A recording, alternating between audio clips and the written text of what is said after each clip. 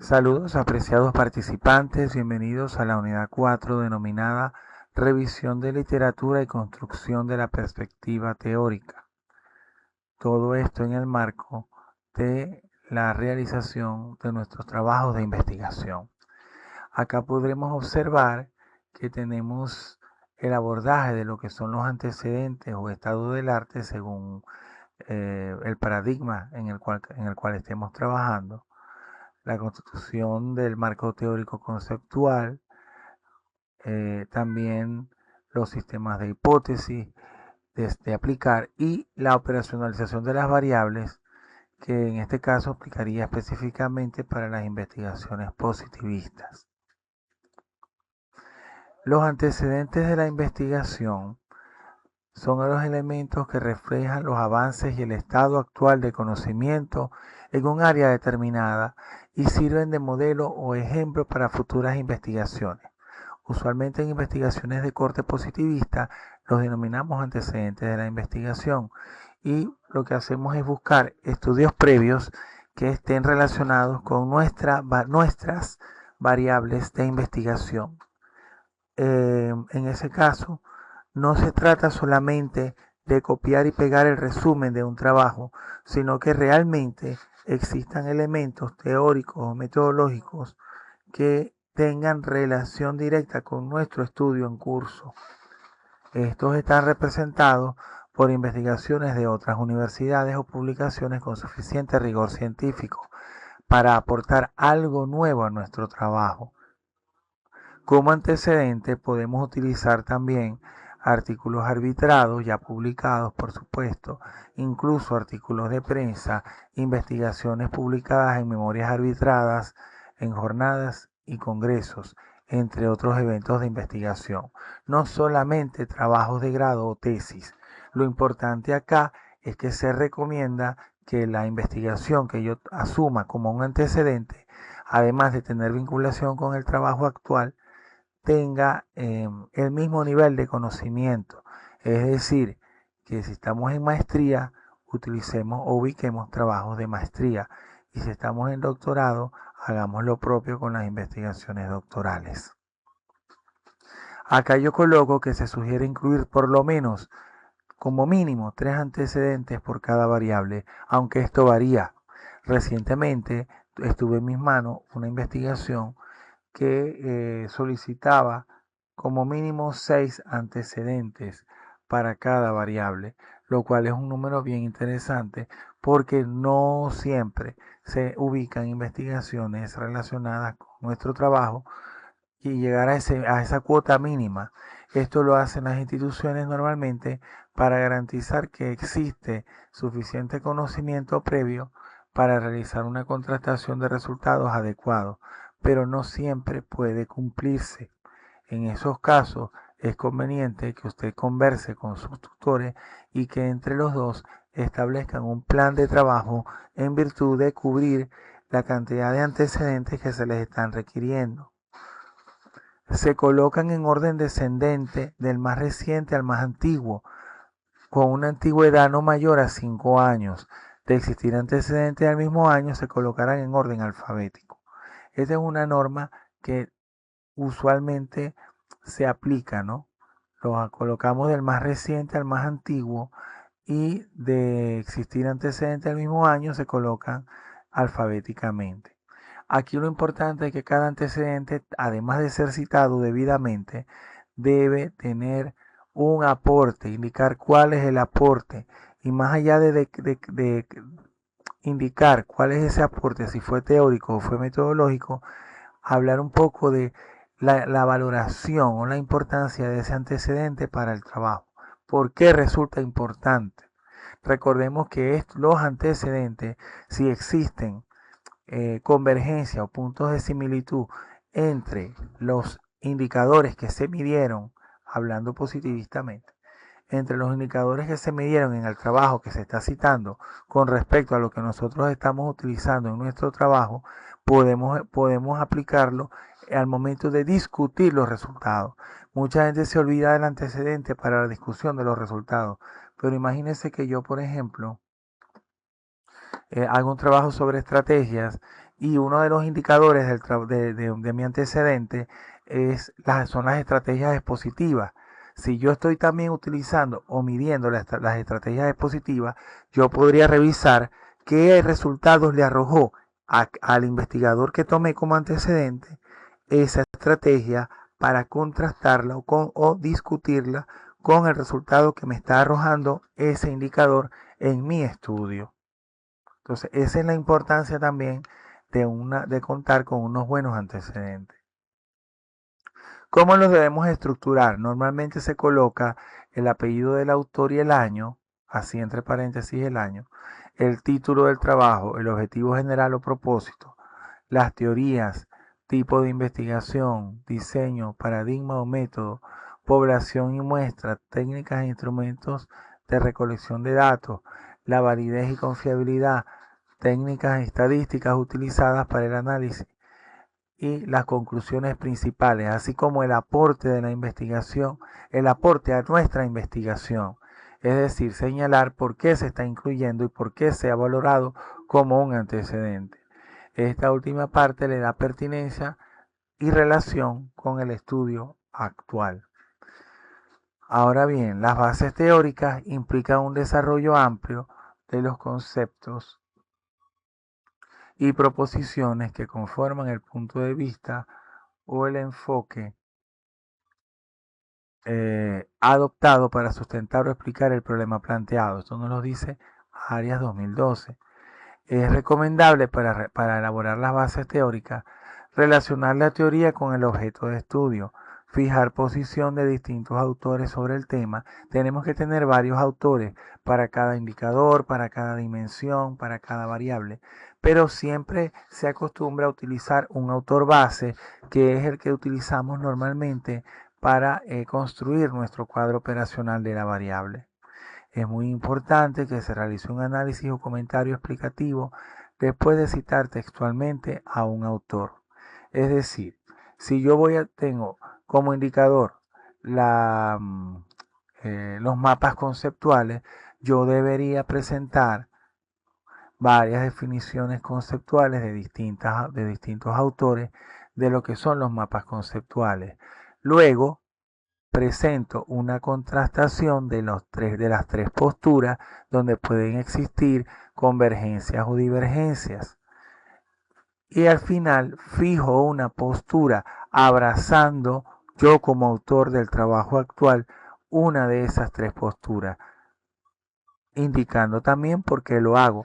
De repente yo tengo ese indicador de mapas conceptuales y digo, ok, de acuerdo a Díaz Barriga y Hernández 2010, los mapas conceptuales son gráficos esquemáticos que muestran la constitución de un concepto.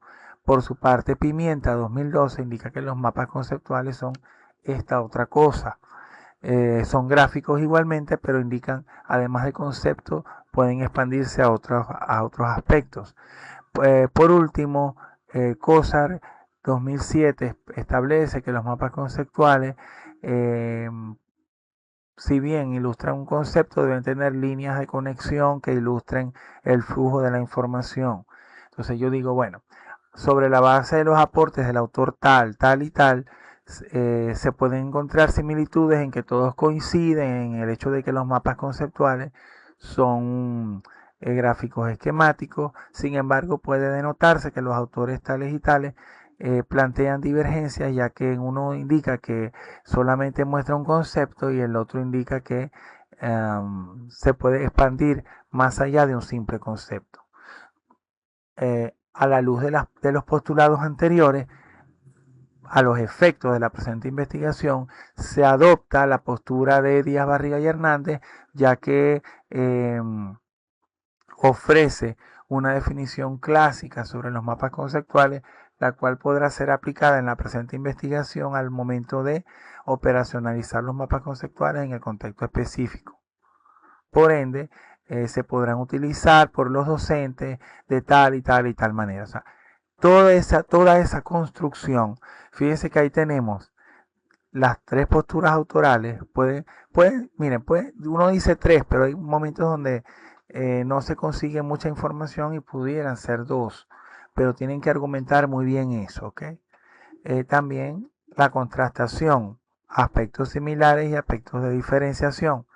Luego, fijamos una postura con respecto a un autor de los que citamos y luego operacionalizamos en el contexto, ¿ok? No convierta, por favor, las bases teóricas en una lista de indicadores con una definición, porque eso es como un glosario de términos. Tiene que hacer la construcción. Ahora, cuando estamos en investigación cuantitativa, ciertamente, la teoría permite desarrollar suficientemente cada variable, dimensión e indicador.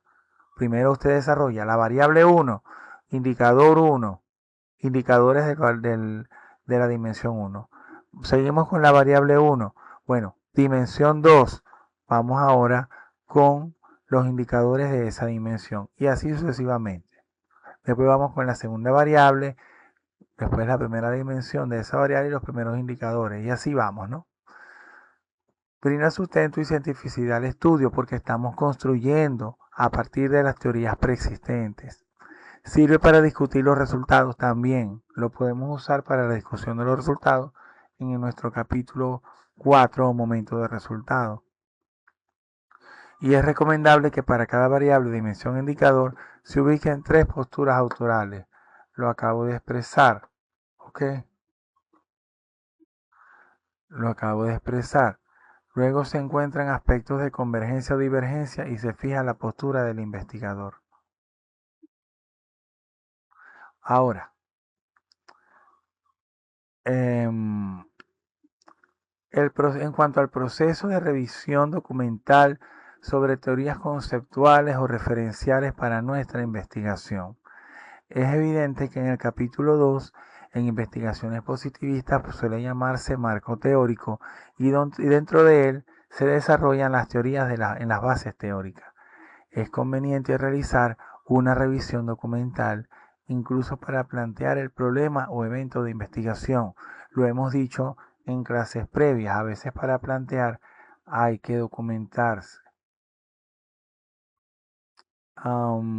Se debe realizar una exhaustiva revisión de teorías o referentes teóricos acerca de la temática estudiada. Por favor, no vaya a priori y googlee cualquier cosa y copie lo primero que aparezca. No. La construcción de las bases teóricas implica, incluso de los antecedentes, implica una revisión sistemática, paulatina, progresiva, porque va paso a paso, cada indicador, cada dimensión, cada variable. Entonces, tiene que dedicarle el tiempo debido. Acostúmbrese a dedicar diariamente un tiempo del día para ir construyendo cada uno de los elementos. No espere a última hora, porque repito, es un proceso que puede ser muy exhaustivo, porque amerita una revisión de esas teorías de manera profunda. Utilice data actualizada, aunque si se trata de una teoría o autor clásico, cuyos aportes aún están vigentes a pesar del tiempo transcurrido, puede utilizarlos con la debida justificación. Es como si, por ejemplo, yo voy a hacer un trabajo sobre, voy a citar la teoría de la educación bancaria contra la educación liberadora. Eso nos lo introdujo el filósofo brasileño Paulo Freire. Paulo Freire tiene ya unos cuantos años fallecido, ¿no? Y por supuesto no ha habido más producción sobre él. Ahora, ¿ha habido de otros autores sobre su pensamiento? Por supuesto que sí. Pero si nosotros nos vamos a las bases, tenemos que buscar los documentos de Paulo Freire, que datan de los años 70, 80, 90, y pudiéramos citarlos porque son autores clásicos, pero con la debida justificación. Tenemos que argumentar el por qué se está considerando ese conocimiento en virtud de que aún se mantiene vigente en el contexto. Es importante destacar eso, porque a veces se excluye teoría porque no cumple el requisito mínimo de los 10 años. Por lo menos para la base teórica se acostumbra, las instituciones nos dicen que tomemos de 8 a 10 años, ¿ok? Pero ya Paulo Freire murió a finales de los años 90, ya han pasado unos cuantos años. Sin embargo, sus aportes y sus teorías siguen vigentes. Ahora, las bases legales de la investigación son otro elemento. Contienen referencias a las leyes que tienen vinculación directa con el estudio. Vamos a citar aquí leyes, tratados, la Constitución Nacional, en este caso de Venezuela. Hay países que no tienen constitución, pero tienen un articulado legal que puede relacionarse con nuestra investigación de manera directa o indirecta. Entonces, tenemos que cuidar que las leyes estén vigentes. Cuidado con citar leyes derogadas.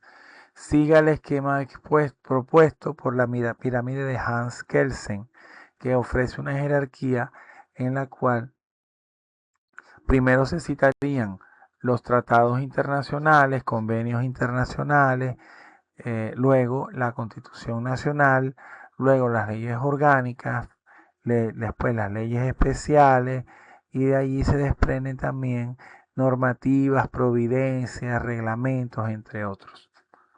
No se trata de copiar y pegar artículos de la ley, llenar ahí el documento de puros artículos, sino de presentar y explicar su vinculación con el trabajo. Puede incluir tratados o convenios de alcance global, continental y nacional. Y ahí lo tenemos, fíjense. En el nivel fundamental, primero citamos lo que es la Constitución y tratados de derechos humanos internacionales, algunos acuerdos internacionales o mundiales. Luego viene la Constitución Nacional, ¿verdad? Las leyes nacionales, primero las orgánicas, después las especiales y finalmente las sentencias, normas, bueno, reglamentos, providencias, todo eso, ¿no? Ahí dice contratos, testamentos, en fin. Ahora, también el capítulo 2, si lo amerita, debe tener un sistema de hipótesis. Una hipótesis es una suposición que expresa la posible relación entre dos o más variables, la cual se formula para responder tentativamente a un problema o pregunta de investigación. En ese propósito, esas hipótesis se desprenden de una teoría, es decir, no surgen de la simple imaginación, sino que se derivan de un cuerpo de conocimientos existentes que les sirven de respaldo. Son suposiciones que nosotros hacemos acerca de la variable o de las variables. En ese sentido, puede ser que nuestro trabajo no tenga un sistema de hipótesis explícito, pero nuestro discurso desde el planteamiento del problema revele cuál es esa teoría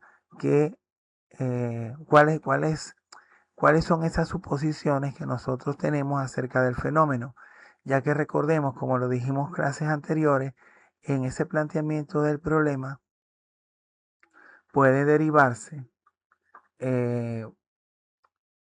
podemos relativizar el discurso y hablar en tiempo condicional para arrojar algunos supuestos que nos indiquen o que nos orienten acerca de cuáles podrían ser las causas o consecuencias de un problema. Ya ahí podemos establecer unas hipótesis tácitas que no están sistematizadas en un sistema, pero nuestro discurso lo revela. ¿Okay? Cuidado con esas cosas.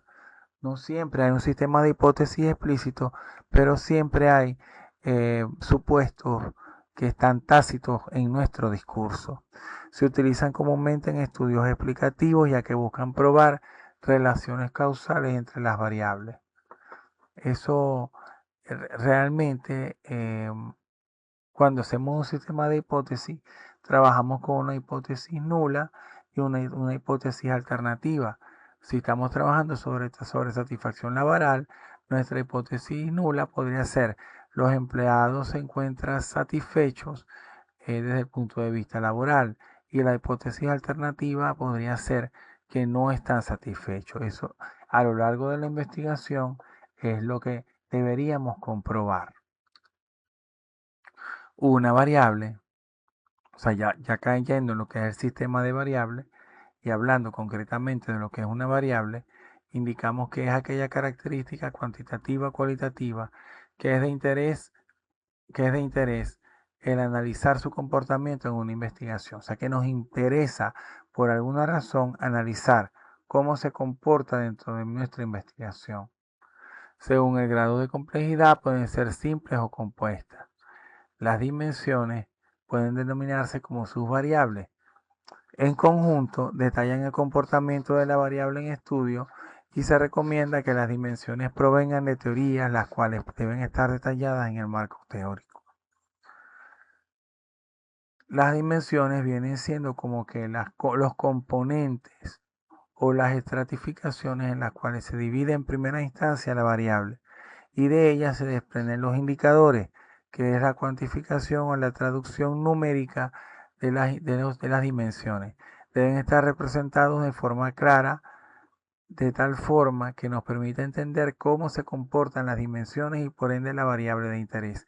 Los indicadores es lo que propiamente nosotros vamos a medir en el contexto estudiado y por ende van a traducirse en los reactivos que vamos a utilizar en nuestros instrumentos. Si mi indicador es, por ejemplo, analogías, se llama analogías en el ámbito educativo, yo debería redactar después en mi instrumento una serie de reactivos o ítems que midan el indicador analogías, porque ese indicador de analogía puede estar asociado a una dimensión de una variable mayor, que podría ser, por ejemplo, estrategia para el aprendizaje. Entonces, los indicadores tienen que estar muy bien definidos porque son características y provienen muchas veces o normalmente de la revisión de literatura sobre la variable. Es importante eso. Ahora, la operacionalización de la variable propiamente también se coloca dentro del sistema de variables y recordemos que es un conjunto de características cambiantes que se relacionan en su dependencia o función de investigación. Tiene tres elementos base. La definición nominal, que es el nombre o nombres de cada una de las variables. Tenemos dos variables, tenemos que tener por lo menos dos definiciones nominales. ¿Cómo llamamos a las variables? La definición conceptual es el concepto o la definición de la variable por un autor base, que sería el autor base que usted seleccionó. También la definición operacional es la manera operativa en que se abordará la variable en el contexto. Va a definir en función de las dimensiones e indicadores que aparezcan en nuestro cuadro de variables. Mientras la conceptual viene de nuestro autor base de la teoría, en una cita textual, normalmente es textual, de nuestro autor base, la operacional la armamos nosotros en función de cómo hemos construido nuestro cuadro de variables. Se organizarán las variables de la investigación especificando sus dimensiones e indicadores tal como se muestra a continuación. Fíjense, ahí tenemos un cuadro de variables de ejemplo. Tenemos 4 objetivos específicos, uno general. Hay 2 objetivos que miden la variable estrategia didáctica y hay 2 variables que miden la variable objetos de aprendizaje. Entonces, ¿qué pasa? Para cada variable tenemos, en este caso, 2 dimensiones para estrategia didáctica y 2 dimensiones para los objetos de aprendizaje. La primera dimensión son tipos de estrategias didácticas utilizadas por los docentes y la segunda dimensión son beneficios de las estrategias didácticas. Ahí nos están diciendo también que el autor base es Díaz y Hernández 2010 y para cada dimensión estamos estableciendo cada uno de los indicadores que van a ser medidos en el contexto y que van a aparecer en cada uno de los reactivos de nuestro instrumento de recolección de información. En investigaciones positivistas, un esquema típico podría ser antecedentes de la investigación, hablamos de 3, 4, 5, 6 por cada variable. Las bases teóricas, que es donde se desarrolla cada variable de dimensión indicador por 3 autores, normalmente 3. Operacionalizar la teoría en el contexto y fijar la postura del investigador. En cuanto a las bases legales, se busca referenciar las leyes, tratados o normativas vinculados con el estudio en curso. Y el sistema de variables, también llamado marco de variables, ofrece la definición nominal, conceptual y operacional con el cuadro de variables que hayamos creado. Básicamente, de esta manera se constituye un apartado teórico en investigaciones positivistas.